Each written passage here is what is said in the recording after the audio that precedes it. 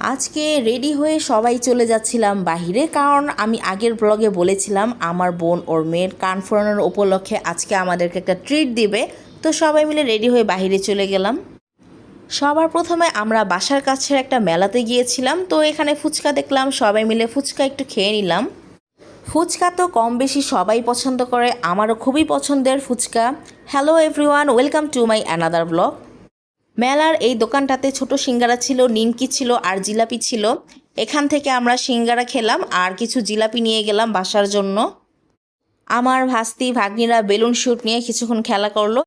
এরপরে আমরা চলে গেলাম আল অ্যারাবিয়ান পেস্ট্রি শপে। তো এখান থেকে দেখছিলাম কি কি নেওয়া যায়, কিছু পেস্ট্রি কেক দেখছিলাম।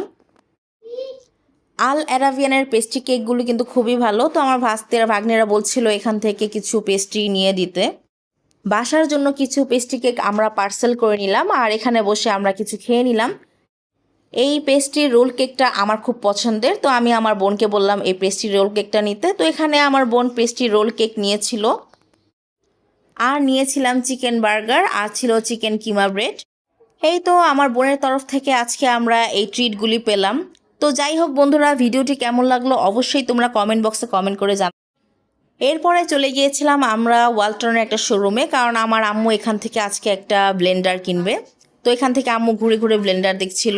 এরপরে ব্লেন্ডার কিনে চলে গেলাম আমরা বাসায়। তো বন্ধুরা, আজ এই পর্যন্ত ছিল ভিডিও ব্লগ। বাই।